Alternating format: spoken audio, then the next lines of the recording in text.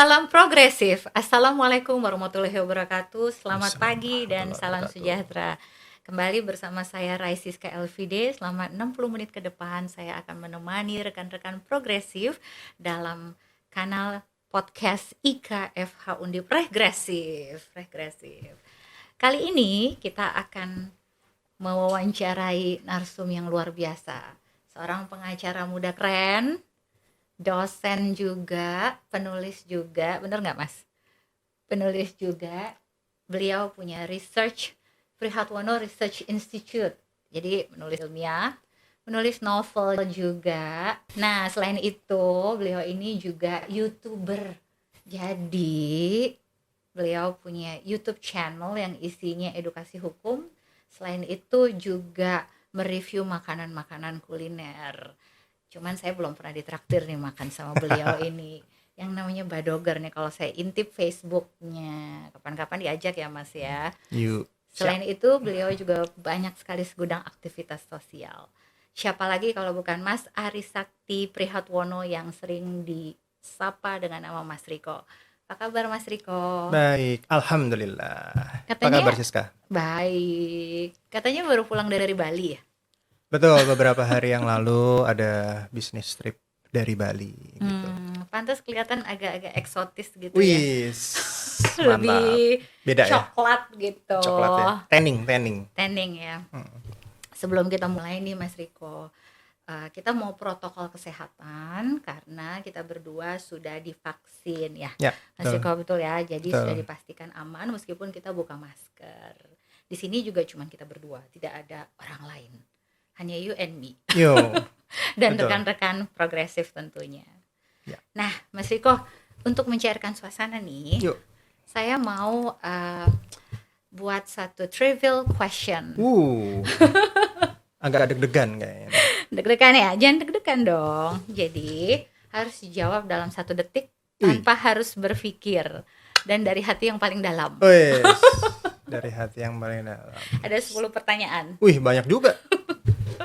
Mudah-mudahan aman bisa jawab. Aman lah. Oke, kita mulai Mas Riko, siap? Siap. Yang pertama, nasi gandul atau nasi padang? Nasi gandul dong. Luar biasa. Jakarta atau Semarang? Jakarta. Jogging atau tenis? Tenis. Novel atau karya tulis? Novel. Jazz song atau musik klasik? Yes. Lawyer atau akademisi? Lawyer. Idealis atau pragmatis? Idealis. Keadilan atau kemakmuran? Keadilan. Rule of law atau rule by law? Rule of law. Famous atau legacy? Legacy. Oke, thank you ya Mas Riko. Aku sih udah tahu semua jawabannya itu. Oke. Mas Riko. Tapi ini nggak ada rekayasa kan tadi pertanyaannya dikasih saya kan? Soalnya saya juga nggak ngerti nih tadi pertanyaannya apa dari Siska. Maksudnya apa nih rekayasa? Bukan pertanyaannya udah disepakati dulu, jadi ini yang barusan aja. Iya, tidak ada rekayasa di antara kita. Mas Riko, dari dulu itu emang pengen jadi lawyer ya? Boleh nggak aku tahu masa kecil Mas Riko sampai akhirnya memilih profesi lawyer ini? Oke. Sebenarnya saya waktu itu nggak kepengen banget sih sebenarnya masuk fakultas hukum. Jadi dulu pengen kuliah di luar negeri. Tapi almarhum papa saya bilang kalau pengen kuliah di luar negeri nantilah nunggu S2 gitu. S1 di dalam negeri dulu. Terus saya nanya, saya juga nggak punya pandangan mau masuk di mana gitu kan kampus. Kira dia sarankan. Karena anak tunggal itu kali dilarang jauh-jauh. Nggak juga sebenarnya sih. Saya termasuk anak yang cukup mandiri. Jadi memang nggak kepingin kuliah di Indonesia sebenarnya, pengennya di luar. Tapi almarhum bapak saya bilang udah ambil aja ekonomi pilihan 1, pilihan 2 hukum. Ini nyangkutnya di fakultas hukum. Terus ya udah. Sebenarnya mama saya juga dulu fakultas hukum Undip. Seangkatan sama Eyangti. Oh iya. Eyangti kan angkatan 69 ya? Iya, 67. Ya, itu seangkatan. Jadi jadi kalau pas ada acara kampus gitu ya suka bareng lah gitu. Dan meneruskan terah dari mama gitu masuk fakultas hukum Undip? Sebenarnya kalau dari keluarga itu kebanyakan dokter. Tapi saya tuh kepengen bahwa anak cucu itu punya terah baru lawyer gitu, kepengen. Jadi pengen anak nanti lawyer juga dong. diarahkan ke sana. Walaupun rebutan sama istri ya, pengen jadi dokter kalau istri. Ya intinya harapannya pengen sekolah keluar, tapi akhirnya masuk fakultas hukum dan masih bimbang dan ragu di fakultas hukum. Banyakin ekstrakurikuler, semua kegiatan di kampus saya ikutin. Belajar kurang ya mungkin ya. Secara akademik Enggak bagus-bagus amat. IP S1 saya nggak sampai 3. Terus tapi saya aktif di ALSA. Di ALSA. Pada suatu acara ketua ALSA ya dulu ya. Saya ketua ALSA Indonesia 9798. Jadi waktu saat reformasi saya ketuanya waktu itu. Itu ada satu yang menarik tentang ALSA Indonesia 9798. Pada saat mahasiswa Indonesia bilang gantung Soeharto, kita dari ALSA Indonesia ngomongnya adalah adili Soeharto. Nah, itu standing point itu beda. Dan itu dimuat di beberapa media nasional juga. Nah, balik lagi pada salah satu acara ALSA namanya AIVP, Asian Integrated Visit Program di tahun 97. Saya waktu itu berkunjung dengan beberapa teman-teman, ada Mbak Nukila Evanti, Mbak Sanya, terus ada almarhum Mas Rias, Mas Jivi dan sebagainya, itu ke Malaysia dan Singapura. Ya. Pada saat itu saya baru merasakan bahwa oh gini ya fakultas hukum, jadi lawyer dan sebagainya. Akhirnya di situ saya memutuskan kayaknya saya harus jadi lawyer nih. Disitulah saya turning point kenapa saya pengen jadi lawyer. Jadi saya belum tahu pekerjaan lawyer seperti apa, tapi dari kunjungan ke kampus itu saya ngelihat bahwa wah keren jadi lawyer. Gitu. Tapi ngomong-ngomong Mas Riko kan angkatan 95 ya. Ya betul. Waktu join visit ke Malaysia itu kan 97. Kurang lebih 97 ya. Nah pada waktu itu tahun 97 itu berarti udah berapa puluh tahun yang lalu ya? Ya udah cukup lama. Kan waktu itu kan untuk keluar negeri aja udah sesuatu yang jarang ya, langka. Betul. Nah seorang Mas Riko itu kok bisa sih berpikir puluhan tahun yang lalu, padahal era digitalisasi kan baru ada sekarang nih ya, sekitar 3 tahun 4 tahun lah ya, apalagi dengan pandemi, terus kita terpaksa the way of life-nya itu dengan digitalisasi. Apa sih yang membuat Mas Riko puluhan tahun yang lalu sudah punya pemikiran global gitu loh? Karena memang dari awal saya selalu memimpikan bahwa saya salah satu cita-cita juga pengen jadi diplomat pada saat itu. Bisa keluar negeri, terus kemudian bisa mengunjungi negara-negara lain gitu, dan kemudian saya cukup terwakili dengan menjadi ALSA. Pada saat itu ALSA itu namanya masih Asian Law Student Association, jadi ASEAN. Tapi sekarang sudah jadi Asian atau udah Asia. Nah pada saat itu saya cukup aktif di Undip dan juga di fora di nasional, dan saya menikmati betul pertemanan dengan teman-teman dari negara-negara lain. Apalagi pada saat ada General Assembly atau Majelis Umum ALSA. Pada saat itu di tahun 97 kalau nggak salah diadakan di Kuala Lumpur. Ya, ceritanya kayak sidang gitu, sidang umum. Pokoknya kayak keren gitulah pokoknya. Ya saya merasa wah keren juga ya gitu. Jadi apalagi pada saat itu ketemu dengan ketua-ketua. Spokesperson juga, jadi ngomong di forum itu. Iya ngomong lah, walaupun belepotan ngomongnya ya, bahasa Inggrisnya ya, pokoknya yes or no lah. Tapi intinya alhamdulillah teman-teman semua seru-seru semua ya, gitu. Terus kita sempet nonton bioskop bareng semua itu di Kuala Lumpur gitu. Ada satu cerita menarik pada saat itu, kita bersama ketua-ketua ALSA National Committee negara lain. Pada saat itu udah capek banget gitu loh, saya ngantuk gitu kan, filmnya bagus gitu, tapi nggak kuat tidur juga, tapi karena ingin menjaga pride Indonesia gitu ya, jangan sampai kelihatan memalukan, jadi saya bangun lagi gitu. Jadi kelihatan nonton terus gitu. Ternyata pada saat kita udah selesai di luar semua pada tidur ternyata gitu. Jadi bukan saya yang malu-maluin, tapi ternyata semua juga ini gitu. Semua juga ngantuk. Semua juga ngantuk. Udah malam. Oke, ya betul. Iya. Seru. Oke, seorang Mas Riko yang gaul berarti ya dari kecil, dari TK sampai gede, aktivitasnya segudang, banyak banget. Terus habis itu eh, jadi lawyer, akhirnya terbentuk tuh di situ ya dari inspirasi-inspirasi. Iya, jadi memang di awal eh, kuliah lulus 2000 saya itu termasuk orang yang sombong pada saat itu.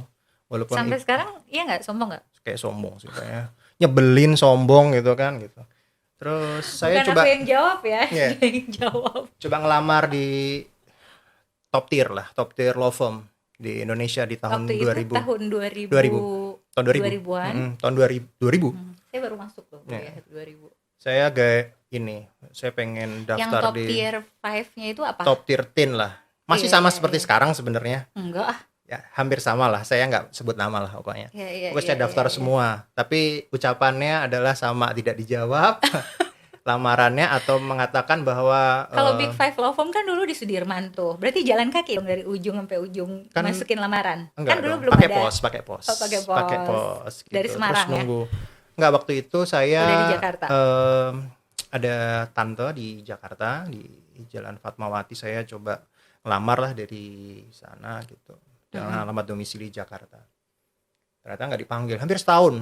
Itu kerjaannya pagi makan gitu. Jadi gabut gitu hampir setahun. Tapi kemudian habis itu sempat akhirnya saya coba untuk magang gitu di salah satu law firm di Grand Wijaya. Waktu itu dia untuk corporate stock market lah, untuk Pasar IPO modal. dan pasar modal Oke. gitu.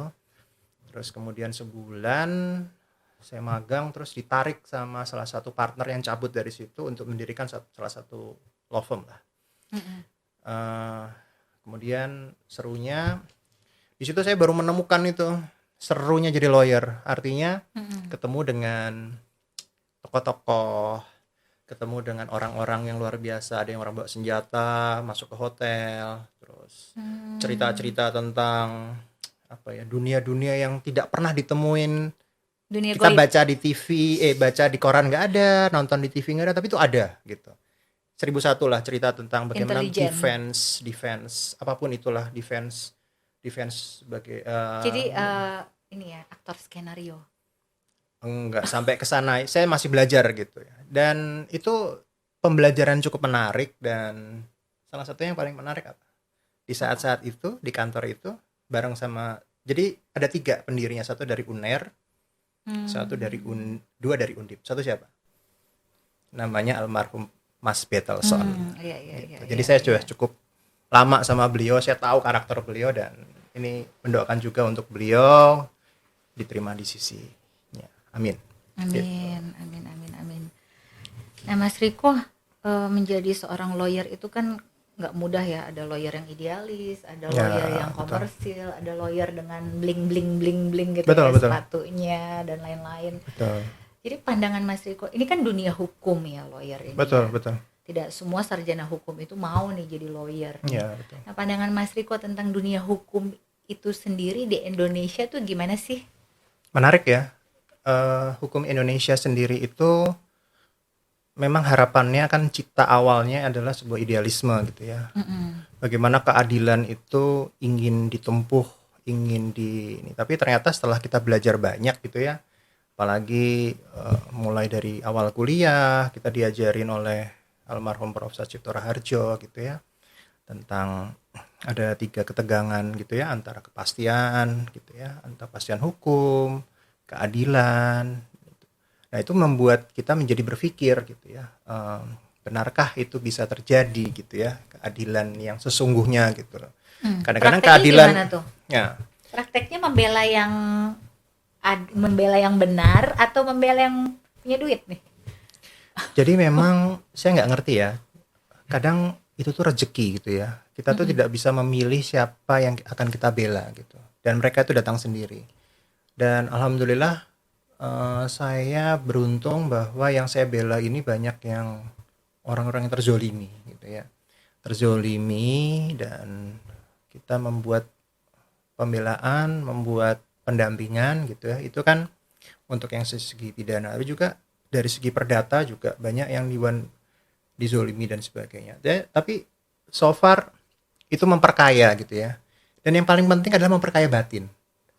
Kenapa? Karena kita bisa menjadi lebih empati gitu loh. Bisa memahami persoalan orang gitu ya. Ada orang malam-malam nangis gitu ya, nelpon gitu. Udah mau ditangkap polisi dan sebagainya. Tadi malam barusan ada salah satu pengusaha muda. Pengusaha muda ini ya cukup dekat dengan petinggi-petinggi perbankan. Tapi dia punya masalah dengan hutang di salah satu perbankan kayak gitu. Udah nggak bisa bayar, dia harus udah default dan sebagainya. Itu apa ya? Dengan situasi seperti sekarang ini, dia mengadu bagaimana mas tentang keadilan di Indonesia dan sebagainya. Akhirnya masalah keadilan lagi. Tapi memang kondisinya lagi kayak gini. Semua ya kalau misalnya udah nggak bisa bayar hutang ya memang harus, karena sudah punya hak tanggungan ya pasti bank akan menyita gitu kan. Dia akan memulai gitu. Tapi ya memang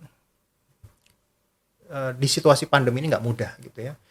Kita banyak berhadapan dengan orang-orang yang punya masalah tidak hanya pada dirinya sendiri tapi juga pada sosialnya dan sebagainya. Itu bercampur nggak emosional terus menghadapi orang dengan problem yang seperti itu? Mix up blended itu. Dan kadang-kadang memang kita harus harus bisa memisahkan antara ini kerjaan, ini bukan gitu ya. Karena memang kalau enggak dibawa, waduh, saya bisa setiap hari itu bisa sampai 9 masalah gitu ya. Pagi apa, siang apa, sore apa, kadang malam apa, dengan persoalan yang berbeda-beda, dengan tingkat kerumitan yang beda-beda gitu. Dan kita harus tetap dengan poker face bilang tenang, kita bisa selesaikan. Padahal sebenarnya di dalamnya beda. Sendiri udah luar biasa, udah mix up feeling dan sebagainya, luar biasa. Gitu. Gitu ya. Sampai nggak tidur dong. Kadang-kadang overthinking juga sampean gitu kan. Gitu. Jadi kadang-kadang terlalu berpikir ini gimana ya. Mental health gimana? Mental health so far aman sih, tapi nggak ngerti. Kadang-kadang kan kalau mental health itu yang ditanya kan harus orang-orang sekitar ya. Ini gimana, udah mulai error apa belum gitu. Tensi aman? Kemarin sempat naik. Aduh, untung Ibu Siska ngirim blimbing saya gitu. Jadi turun tuh tensinya. Aduh, udah sempat. Jadi mencerita, jadi ada adik dari mama saya meninggal lagi sakit gitu kan. Terus ya udah pada saat hari itu saya harus vaksin pertama gitu. Ternyata tensi saya tinggi sekali gitu. Dan akhirnya diminta ke dokter spesialis dan akhirnya alhamdulillah udah aman sih. Udah bisa vaksin sekarang. Harus ganti profesi kali, Mas. Apa dong? Artis. Waduh, artis. Tukang makan aja. Tapi tukang makan juga nanti makanan yang bikin hipertensi lagi. Nanti gimana dong? Kayaknya nggak sehat deh kemarin tuh. Yang mana? Makanan yang mana nih? Yang di review di Badoger. Oh iya. Iya, kadang-kadang kan yang di review itu tidak mesti dimakan semua kan. Kita kan mesti sama pencitraan aja ya berarti ya. Pencitraan gitu. Kadang-kadang kita perlu gitu. Kan cuma framing kan cuma 1 menit cuma makan segitu. Luar biasa gitu. Ya, lawyer punya sisi keadilan, terus juga punya sisi funnya, jadi YouTuber loh. Nah Mas Riko, sekarang kan eranya disruptif nih, kita nggak pernah tahu tiba-tiba ada pandemi gitu ya. Betul. Terus ada VUCA ya, volatility, uncertainty, complexity, ambiguity di era pandemi ini. Apa sih pandangan Mas Riko terkait dengan hukum, kaitannya dengan disruptif era ini? Iya, kalau kita di dunia industri hukum itu jelas merasakan perbedaan ya. Yang pertama adalah bagaimana dunia yang dulunya kita bisa bertemu gitu ya, tapi sekarang sudah agak susah gitu ya untuk ketemuan gitu tuh udah ini ya, udah lebih repot gitu. Jadi mesti harus online. Terus kedua, bagaimana segala sesuatu sekarang udah harus serba digital gitu ya. Tanda tangan digital, terus juga memasukkan untuk submit untuk gugatan juga online gitu ya. Dan sidangnya juga sidang juga kalau perdata biasanya by e-court aja gitu ya. Tapi yang paling menarik sebenarnya adalah bagaimana kita harus berhadapan dengan pandemi itu dengan berdamai. Ini sebenarnya lebih dalam lagi sih. Kalau sekedar VUCA udah tahu lah orang ini volatile banget sih sekarang gitu. Volatile, dinamis hukumnya. Terus apalagi sekarang kalau Siska mungkin sudah sering ngerti juga bahwa pertama untuk untuk bisnis-bisnis yang bertumbangan luar biasa. Makanya sekarang Pak Luhut kemarin bilang untuk agar menyetop lah kalau misalnya orang mau PKPU atau pilot gitu kan. Karena udah ribuan banget sekarang di Pengadilan Niaga gitu. Kebetulan Ngantri saya katanya. juga saat ini jadi salah satu likuidator perusahaan besar ya. Ini juga tutup. Jadi likuidasi dan sebagainya itu jadi jalan keluar gitu ya. Dan ini memang Menjadi berkah untuk sarjana hukum ya. itu kadang-kadang Ada rezeki. kadang-kadang ada bercandaannya bahwa orang senang dia ikut makan-makan, orang susah dia juga makan-makan gitu. Lawyer tuh kadang-kadang dibecandain seperti itu gitu. Ya jadi sekarang ini likuidasi Objek kan makin banyak nggak Mas? Alhamdulillah ya lumayan sih. Lumayan ya. Gitu. Ada berkah lah. Ya. Buat saya sih yang penting saya bisa menikmati hari demi hari, mensyukuri dan memberi makna terhadap setiap hari itu gitu. Buat saya jujur 20 tahun ya jadi lawyer gitu ya. Kadang-kadang cukup lelah dengan praktek hukum di mana defense-nya adalah bukti, saksi, bukti, gimana buktinya gimana gitu loh. Tapi saya itu jarang melihat karakter orang yang luar biasa gitu. Nah, ini saya hari ini bersama Ibu Siska, ini saya lihat karakternya luar biasa dan Coba saya berharap Mas Riko ini bisa menerawang. Kayaknya punya sixth sense dan intuitif yang ini nih. Dan saya juga 5 tahun ke depan jadi apa nih Mas? Kalau itu cenayang gitu, fortune teller gitu. Ya beda gitu. Yang penting karakternya sih sekarang. Bagaimana membangun karakter di era pandemi ini gitu ya. Saya berharap bahwa apalagi ini IKFH Undip kita bisa mengajak alumni dan juga mengajak seluruh ini untuk membangun karakter. Karena daripada sekedar skill, skill harus diasah, tapi karakter itu harus jadi sesuatu yang saya kemarin baru ngobrol sama salah satu jenderal besar di Indonesia, saya nggak bisa sebut namanya, dengan karakter yang luar biasa gitu ya, dan akhirnya saya menyadari gitu bahwa sebenarnya dibutuhkan di negara ini adalah karakter yang hebat gitu. Dan ini sebenarnya yang kita harapin dari IKFH Undip, mudah-mudahan alumni semua punya karakter gitu. Skill sekarang bisa dibandingin lah, orang bisa belajar lewat Google. Mbah Google tuh bisa menyediakan apapun bagi kita. Tapi untuk membuat bahwa kita mempunyai skill interpersonal gitu. Nah, itu yang kata kuncinya di situ.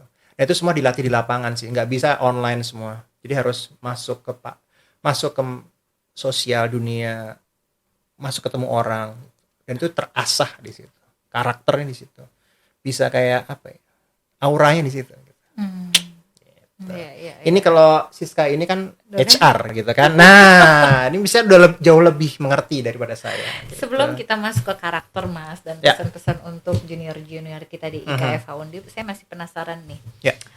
Kan Mas ini juga ekspertisnya itu di bidang fintech ya? Ya, salah satunya. Fintech, terus asosiasi syariah. Ya, Asosiasi Fintech Syariah Indonesia, salah satu pendirinya. Nah, gimana sih pandangan Mas Riko terkait dengan proteksi data pribadi yang sekarang nih jadi banyak sekali isu. Kemarin OJK menyoroti pinjol-pinjol yang juga mematikan harkat martabat seseorang gitu kan, diblas kemana-mana sampai ada yang bunuh diri gitu loh. Gimana Mas?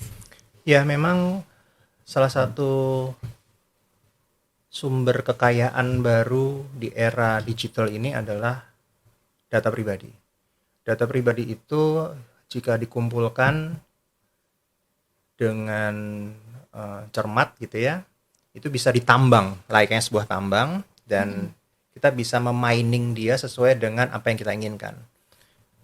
Target marketnya bisa ketahuan, terus kita bisa tahu keinginan mereka apa, bahkan dengan artificial intelligence kita bisa tahu tuh harapan mereka tuh apa gitu loh. Bahkan saya kalau ngelihat, saya baru punya TikTok nih ceritanya. baru lihat TikTok, kenapa ya yang ada di Nah, teman-teman di FYP? sini tolong dicari TikToknya Hahaha. Ari Sakti Prihatwono Hahaha. ya, karena Nah, itu buat followernya main-main masih nol. aja, bukan Followernya untuk masih ini. nol, tapi Ya, keren. Ada enggak. view beach di Bali, terus Alah. apa lagi? Itu bercanda-bercanda aja buat seru-seruan. Saya pengen tahu tentang TikTok itu kayak gimana gitu. Tolong dinyanyikan lagi Ya, lagu. Nah, jadi ternyata yang masuk di FYP saya itu ternyata apa yang saya suruh tulis di WA gitu. Jadi kayak dia tuh bisa tahu gitu ya. Dia Iya, bisa iya, iya, iya, tahu iya. apa yang Terkoneksi. sebenarnya saya pikirkan, saya renungkan gitu ya. Itu bisa ketahuan. Jadi kok munculnya ini. Kenapa nggak yang lain gitu. Iya, Dan iya.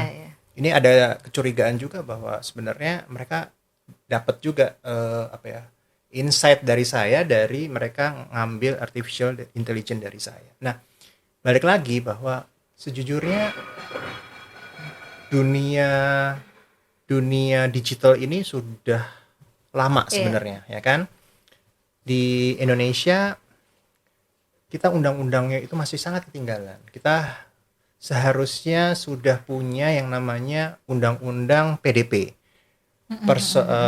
perlindungan data pribadi, atau bahasa Inggrisnya Katanya Personal terhambat Data di Protection. Komisi 1 tuh. Kemarin Waduh, ada Mas Farhan dari Komisi 1, bisa kita kita. tidak tahu ya, kita tidak tahu teknisnya seperti apa, namun saya sebagai orang yang berkecimpung di situ sangat berharap lah buat pemerintah itu segera ini, karena memang sejujurnya kita ini masih tertinggal apalagi dengan negara-negara tetangga, Singapura, Malaysia gitu. Mereka udah 8 tahun yang lalu udah punya Personal Data Protection Act ya, atau undang-undang PDP itu. Profesinya mereka juga ada loh. Ya, Profesi untuk profesinya juga ada, profesi untuk certified. sebagai ini untuk PDP itu dengan berbagai macam jenisnya. Iya. Nah, di Indonesia ini kita belum punya, apalagi sejujurnya yang kemarin yang memprihatinkan adalah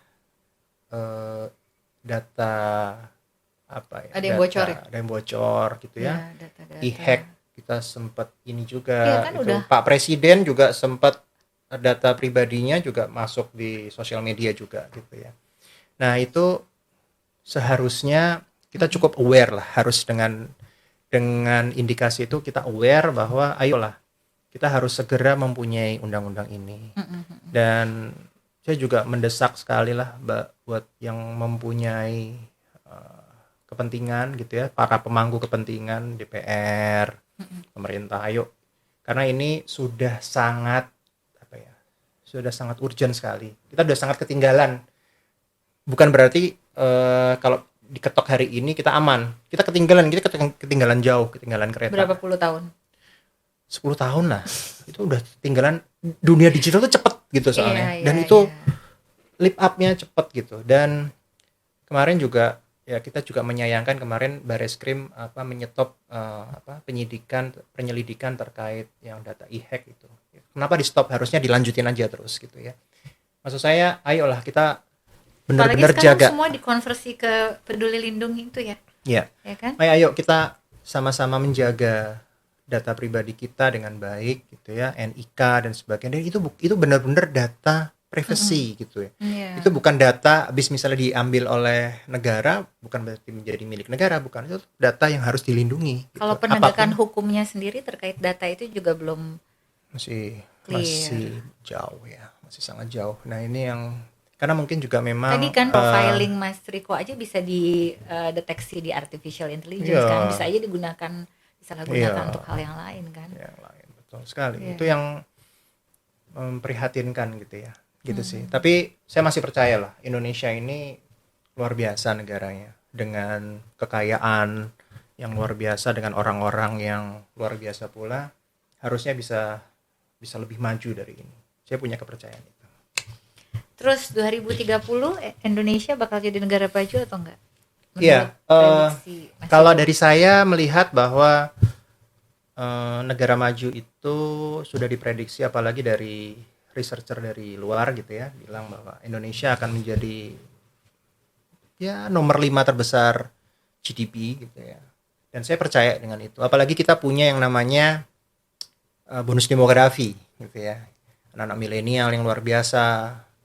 Terus kita sekarang sudah punya beberapa dekakorn gitu ya. kita masih punya harapan lah dengan itu. Yang perlu Dan diperbaiki apa Mas dari anak-anak muda ini? karakter, Oh yang sekali tadi lagi ya, kita karakter. lanjut ke karakter tadi. Itu yang nggak bisa diinin.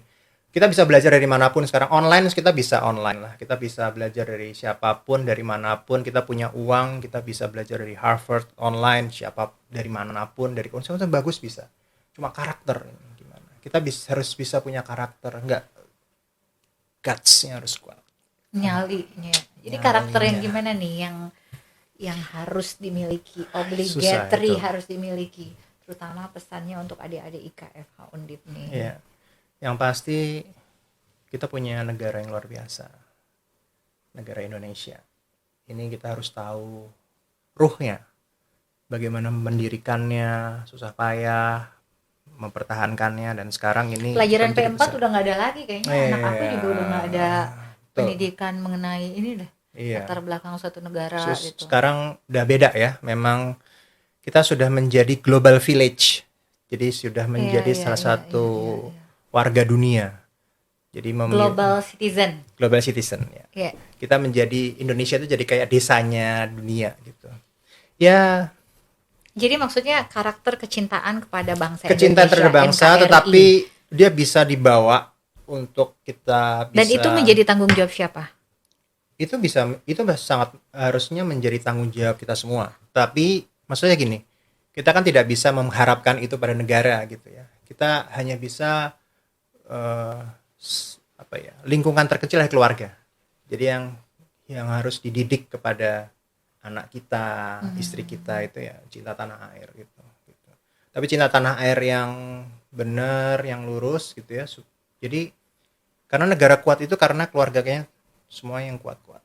Pilar negara adalah keluarga. Okay. Gitu. Karakter yang kedua apa selain tadi kebanggaan terhadap negara Indonesia kita? Karakter kedua adalah memiliki pemahaman agama yang benar dan tepat. Karena bagi saya pemahaman agama yang benar dan tepat itu akan membangun pilar keluarga ini bisa lebih utuh, dan juga dia mempunyai fungsi sosial bagi masyarakatnya. Sehingga dia empati terbangun, terus tanggung jawab social responsibility terbangun, terus bagaimana menghargai orang terbangun, karena itu dari karakter agama gitu sih. Jelasannya pas banget sama tadi ya, trivial questionsnya ya. Oh iya. Itu bisa kayak gitu, luar biasa. Jadi penerawangan dari seorang Siska luar biasa. Nggak salah nih. Karakter ketiga ya, untuk bisa survive untuk adik-adik kita IKFH Undip. Karakter ketiga adalah just do it. Dan itu sekarang sih sebenarnya sudah dilakukan oleh para milenial ya. Jadi mereka sudah tidak berpikir apa anggapan orang tentang dirinya gitu ya. Intinya terutama untuk sarjana hukum dan yang pengen jadi lawyer seperti Mas Riko. Betul. Kan? Jadi kadang-kadang kan kita berpikir membalancekan tadi kan dari sisi keadilannya, kemanusiaannya, empatinya itu. Apa tuh tipsnya? Karakter apa yang harus dimiliki? Jadi percaya diri aja gitu. Jadi lakuin aja. Jadi misalnya kalau kita di satu community ketemu dengan orang yang suka pamer gitu ya, pamer mobil, pamer apa gitu, kita nggak kepengen di situ, ya udah jadi temen aja, tapi kita tetap dengan diri kita gitu. Kita tetap silaturahim, tetap ngobrol. Oh ada orang yang sini sombong suka ini gitu, tapi ternyata kita nggak cocok gitu, ya udah jangan dijauhin, jadiin teman dan sebagainya gitu sih. Seperti agility ya, bisa masuk dan flexibility ke semua kalangan gitu. Kita harus bisa apa ya, karena setiap manusia itu punya sesuatu yang menarik untuk dipelajari. Saya kemarin ngobrol panjang dengan salah satu perwira TNI Angkatan Darat. Dia bisa bersahabat baik dengan musuh-musuhnya, tapi bisa menjaga ini ya, menjaga tugasnya juga gitu. Dan itu sangat dihormati caranya tuh? Bersahabat karena dengan bisa mengambil hati. Bisa mengambil hati, bisa. Jadi itulah, tapi itu butuh keberanian ya, butuh kepercayaan diri gitu. Perlu ditiru juga itu, mengambil hati, lakukan adjustment, agility, fleksibilitas gitu ya. Belajar tetap belajar terus. Oke, Mas Riko nih, kata-kata terakhir dari seorang Mas Riko nih. Ya. untuk kita semua yang ada di sini. Mhm. Sebelum mengakhiri podcast ini, Oke. apa nih pesan-pesan yang paling berharga dari seorang Mas Riko nih? 3 tadi sih. Jadi cintai tanah airmu secara luar biasa. 2, agama, pemahaman agama yang baik dan benar gitu ya. Dan yang ketiga, just do it, be yourself. Dan ini terutama buat alumni dan juga teman-teman yang baru lulus atau belum lulus, ini sudah harus mulai dibangun gitu ya. Apalagi sudah harus membebaskan diri, jangan ya biasanya terpengaruh ya sama lingkungan dan sebagainya, akhirnya kita jadi terbawa gitu ya. Nah, ini kita harus berani, apalagi sekarang milenial, dunia digital, semua apapun bisa dilakukan, berani aja, paling salah ya kan, apa kalau salah terus apa, kita masih punya waktu untuk benerin diri kan gitu kan, paling rugi ya kan, rugi Paling malu gitu paling kan. malu ya kan, udah coba lagi. Saya itu termasuk orang yang nggak tahu malu, tapi saya Masa? pengen mencoba terus Gitu ya? Sok tahu, Kelihatannya Mas Riko kayaknya baik gitu ya. sok tahu. Ternyata sok tahu, nggak tahu malu. Kadang-kadang ngomong sama orang saya nggak ngerti sebenarnya dia ngomong apa gitu kan, cuma pura-pura tahu gitu. Oh gitu ya. lucu ya. Gitu. Oke. Jangan lupa dong, ini apa Oh nih? iya nih, saya tuh dibeliin kaos loh sama Mas Riko nih, Apa kajian nih? strategi. Nih. Coba Ini Diponegoro Strategic Studies, kajian Iya. strategis. Wah keren. Sebenarnya nih ya Mas Riko itu panutan saya loh. Widih, bisa aja. Beliau ini kabit saya nih di kajian strategis. Nah saya deputinya, nggak kebalik ya Mas, kayaknya kita harus tukar tempat deh. Terus Jadi- saya dibeliin kaos nih. Jadi Dibeliin perkenalan, kaos. Diponegoro Strategic Studies ini adalah nama dari kajian strategis, salah satu bidang di Ikatan Alumni Kayak tahun di Fakultas Hukum Undip. Nah, namanya Diponegoro Strategic Studies. Nih, logonya seperti ini. Keren nggak? Kalau keren, tolong like, subscribe. follow Ini ya? TikTok ya Mas Oh, Riko. bukan. Like dan subscribe IKFA Undip ya, di YouTube ini ya. Ini mesti akan ada info-info menarik dari Diponegoro Strategic Studies. Nanti kita Sekalian promosi nih kabitnya nih. ya. Kajian-kajian yang strategik tentang Indonesia dan dunia. Mudah-mudahan kita punya 100 tahun Indonesia merdeka. Mau seperti apa Indonesia? Kita tunggu. Keren. Kita tunggu. Oke Mas Riko, thank you banget untuk Thank waktunya. you. Saya selama makasih banget 40 menit. sebuah Kita sudah kesempatan yang ngobrol-ngobrol. luar biasa dapat diundang di sini di tempat yang terhormat ini. Terima kasih. Jangan lupa nanti YouTube channel Badogernya. Wih. Kalau mau di-expose, Mas Riko Siap. ini very good taster. Jadi seleranya tinggi nih Mas Wih. Riko nih. Bisa Suka aja. jazz, suka tulis novel, review makanan. Wah, dikupas tuntas tuh semua makanan tuh sampai dikulitin abis bis. Syukur saya belum di-review sama Mas Riko ya. Terima kasih ya Mas Terima Riko ya. kasih Bu Sukses Siska. terus. Ya, ini Bu deputi saya yang luar biasa, Betul. banyak membantu saya. Keren. Sukses terus Mas Riko. Thank you. Terima kasih. Oke teman-teman, sampai jumpa di podcast berikutnya ya. Sampai jumpa. Waalaikumsalam warahmatullahi wabarakatuh. Salam Dadah. warahmatullahi wabarakatuh.